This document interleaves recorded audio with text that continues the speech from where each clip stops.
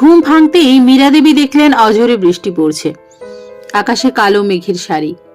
প্রচন্ড বৃষ্টিতে চারপাশ কেমন জানি ধোঁয়া ধোঁয়া লাগছে। বৃষ্টির দিনগুলোতে বড় ভালো লাগে মীরা দেবীর। মনে হয় পৃথিবী ধুয়ে মুছে নিজেকে পরিষ্কার করছে। বৃষ্টি দেখতে দেখতে উদাস হয়ে ভাবছিলেন মীরা দেবী ফেলে আসা দিনগুলোর কথা। সেই কতগুলো বছর আগে বিয়ে করে তিনি এসেছিলেন এই বাড়িতে। তারপর থেকে এই বাড়িটার প্রতি মায়া জন্মে গেছে। বাড়িটায় ছোট্ট দুটো ঘর, মাথার টালির চাল, আর বাড়ির চারপাশে কাঠের বেড়া দেওয়া। এই বাড়িতে এসে বেড়ার ধারে ধারে মীরা দেবী বসিয়েছিলেন বিভিন্ন রকম ফুলের চারা। আজও গাছগুলোতে ফুল ভরে থাকে। মীরা দেবীর স্বামী সন্তোষবাবু ছিলেন শহরের একটা ছোট্ট বেসরকারি স্কুলের শিক্ষক। বিয়ের পর স্বামী সংসার নিয়ে বেশ ভালোই ছিলেন মীরা দেবী। কিছু বছর পর মীরা দেবীর কোল আলো করে এলো এক পুত্র সন্তান। নাম রাখলেন দেবাশিস। দেবাশিস আস্তে আস্তে বড় হতে থাকলো, লেখাপড়া শিখতে থাকলো। দেবাশিস ছিল খুবই মেধাবী ছাত্র। কিন্তু হঠাৎ দুর্ভোগ নেমে এলো সংসারে। শহর থেকে ফেরার পথে এক পথ দুর্ঘটনায় মারা গেলেন সন্তোষবাবু। মীরা দেবীর দেওরের সামান্য আয়, তার মধ্যে তার স্ত্রী অন্তঃসত্ত্বা, আবার মীরা দেবী ও তার সন্তানের লেখাপড়া। বাড়িতে অশান্তি শুরু হলো। মীরা দেবী বাড়িতে সেলাই করে বা বাড়ির বাগানে বিভিন্ন সবজি চাষ করে দেওরকে সাহায্য করার চেষ্টা করতে লাগলেন। এইভাবে কোনো রকমে চলতে থাকলো সংসার। দেবাশিস তখন ক্লাস 8-এর একজন কৃতী ছাত্র। দেবাশিসের লেখাপড়াতে মন দেখে ওর কাকা সব সময় ওকে উৎসাহিত করত। কিছুদিন পর আবার বাড়িতে এলো সন্তোষবাবুর ভাই শশাঙ্কর মেয়ে তুলি। ছোট্ট তুলি ও বড় হতে থাকলো। দেবাশিস খুব ভালো ফলাফল করে উচ্চ মাধ্যমিক পাশ করে বাড়িতে জানালো সে শহরের বড় কলেজে পড়তে চায়। মীরা দেবী বাধা দিলেন না। নিজের গয়না যে কটা ছিল বিক্রি করে ছেলের শহরে কলেজে পড়ার আর থাকার ব্যবস্থা করলেন। দেবাশিস শহরে শুরু করলো লেখাপড়া। মীরা দেবী দেওরের সাহায্যে ও নিজে সারাদিন পরিশ্রম করে ছেলেকে মাসে মাসে টাকা পাঠাতে থাকলেন। বছরের পর বছর উত্তীর্ণ হয়ে দেবাশিস এগিয়ে যেতে থাকলো। ছোট্ট তুলিও বড় হয়েছে, ভর্তি হয়েছে গ্রামের স্কুলে। জেঠিমার বড় আদরের সে। খাওয়া ঘুম সব জেঠিমার কাছেই। এইভাবেই দিনগুলো কাটছিল। অনেকগুলো বছর কেটে গেছে। লেখাপড়া শিখে দেবাশিস এখন একজন নামজাদা ব্যাংকে চাকরি করে। বাড়িতে খুব কম আসে। টাকা জমিয়ে চেষ্টা করছে শহরে নিজের ফ্ল্যাট কেনার। মীরা দেবী মাঝে মাঝে ভাবেন, এখন কি ছেলেটা পারে না পরিবারের পাশে দাঁড়াতে? বাবা সব সময় মানুষের এত সেবা সাহায্য করতেন, কিন্তু ছেলে এত স্বার্থপর হলো কিভাবে?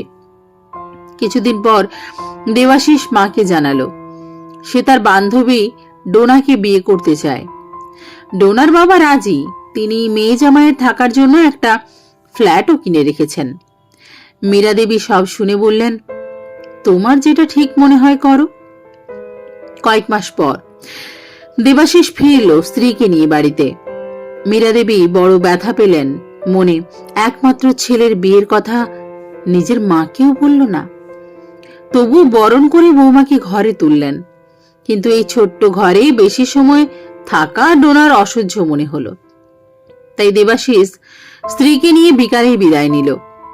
আশেপাশের লোকজন বলল, কি পেলে ছেলেকে লেখাপড়া শিখিয়ে এত কষ্ট করে? ছেলে তোমায় দেখলো কি? নীরবে চোখের জল ফেললেন মীরা দেবী। তুলির সামনে উচ্চ মাধ্যমিক পরীক্ষা। তুলির বাবা মা জেঠিমার কাছে তুলিকে রেখে অনেকদিন ঘুরতে গেছিল পাহাড়ে। বড় শখ ছিল তুলির মায়ের, কিন্তু সংসারে আবার দুঃখের ছায়া। পাহাড়ে ধস নামলো। গুরুতর আহত হয়ে মারা গেল তুলির বাবা মা দুজনেই। মীরা দেবী ছেলেকে ফোন করে সব জানালেন। ছেলে বলল জরুরি কাজে সে ব্যস্ত, তাই সে অবশ্যই যাবে শ্রাদ্ধের সময়। বড় অসহায় মনে হলো নিজেকে। মনে হলো একমাত্র ছেলে থেকেও যেন কেউ নেই তার। বড় অসহায় সে। তুলি বাবা মায়ের মুখাগ্নি করলো। একেবারে ভেঙে পড়েছিল মেয়েটা। মীরা দেবী বুকে জড়িয়ে নিলেন তুলিকে। কাঁদিস না মা, আমি আছি তো। দেবাশিস এলো। মীরা দেবী বললেন, এবার বাবা সংসারের সব দায়িত্ব তোকে নিতে হবে। দেবাশিস বলল, তুমি আমার সাথে থাকবে আর এ বাড়ি বেচে তুলিকে একটা হোস্টেলে থাকার ব্যবস্থা করে দেব। মীরা দেবী বললেন, বাপ মা হারা মেয়েকে ছেড়ে আমি একা সুখে থাকবো? সেটা সম্ভব না বাবা। তোমার কাকা তোমার পড়ালেখার জন্য অনেক কষ্ট করেছেন, সেটা মনে রাখা উচিত। তোমার বোনের দায়িত্ব নেওয়া তোমার কর্তব্য। দেবাশিস রাগত ভাবে বলল, আমি নিজে আজ প্রতিষ্ঠিত নিজের চেষ্টায়। একই ডোনার সাথে তোমাকে মানিয়ে নিয়ে চলতে হবে, বাড়তি বোঝা আবার ওই মেয়ের দায়িত্ব নেওয়া আমার সম্ভব নয়। হতবাক হয়ে গেলেন মীরা দেবী। আজ তিনি ছেলের কাছে বোঝা মাত্র। চোখ থেকে জল গড়িয়ে পড়ল। কঠোর স্বরে বললেন, এই বাড়ি বিক্রি করা নিয়ে তোমাকে ভাবতে হবে না। তুমি তোমার সংসার নিয়ে থাকো, আমি তুলিকে নিয়ে এই বাড়িতেই থাকবো। জেঠিমা, তুলির ডাকে হুঁশ ফিরল মীরা দেবীর। কি ভাবছিলে দাদার কথা? হ্যাঁ রে মা, ছেলেটাকে শিক্ষিত করতে পারলেও মানুষ করতে পারিনি। পরিশ্রম করে মীরা দেবী তুলিকেও শহরের কলেজে পড়িয়েছেন। তুলি যেমন মেধাবী তেমন পরিশ্রমী। রোজ ট্রেনে চেপে শহরের কলেজে পড়তে যায়, আবার টিউশনি পড়িয়ে বাড়ি ফেরে। জেঠিমাকে একা থাকতে দেয় না একদম। দেবাশিস আর গ্রামের বাড়িতে ফেরেনি, মা বোনের খোঁজ নেওয়ার প্রয়োজনও মনে করেনি। নিজের কেরিয়ার নিয়ে ভীষণ ব্যস্ত সে। অনেকগুলো বছর কেটে গেছে। বাবা হয়েছে দেবাশিস। ব্যাংকে নতুন ম্যানেজার এসেছেন। আগের দিন সবাই ওয়েলকাম করেছে। দেবাশিস অনুপস্থিত ছিল, তাই আজ এসেছে নতুন ম্যাডাম তুলিকা দত্তকে ওয়েলকাম জানাতে। ম্যানেজারের ঘরের দরজাটা খুলতেই হতবাক দেবাশিস। তার সেই ছোট্ট বোন তুলি বসে আছে চেয়ারে, যার দায়িত্ব নিতে সে অস্বীকার করেছিল একদিন।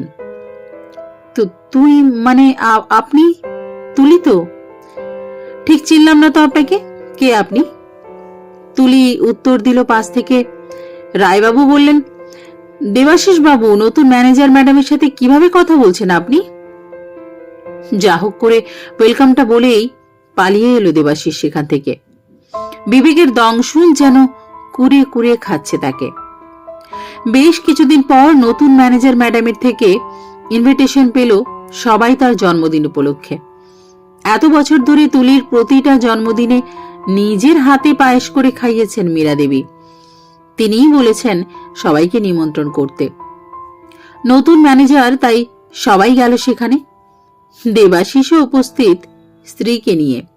দেবাশিস দেখল কি বিশাল আয়োজন। বড় ফ্ল্যাটের চারিদিক সুন্দর করে সাজানো। বিশাল বড় কেক আনা হয়েছে। কিছু সময় পর তুলি এলো মীরা দেবীর হাত ধরে। দেবাশিস দেখল গরদের শাড়ি আর হালকা গয়নাতে কি সুন্দর লাগছে তার মাকে। সবাই আনন্দ করছে। কেক কাটা হলো। মীরা দেবী সবার উদ্দেশ্যে বললেন, আপনারা সবাই আমার মেয়ের জন্য শুভ কামনা করবেন, যাতে ওর ভবিষ্যৎ আরো উজ্জ্বল হয়। তুলি জড়িয়ে ধরল মীরা দেবীকে। মীরা দেবী স্নেহের চুম্বন এঁকে দিলেন তুলির কপালে। সবাই হাততালি দিচ্ছে, আর সেদিকে ফ্যালফ্যাল করে তাকিয়ে আছে দেবাশিস। মীরা দেবী মেনে নিয়েছেন তার একটাই সন্তান, যাকে তিনি শিক্ষিত করে প্রকৃত মানুষ করতে পেরেছেন।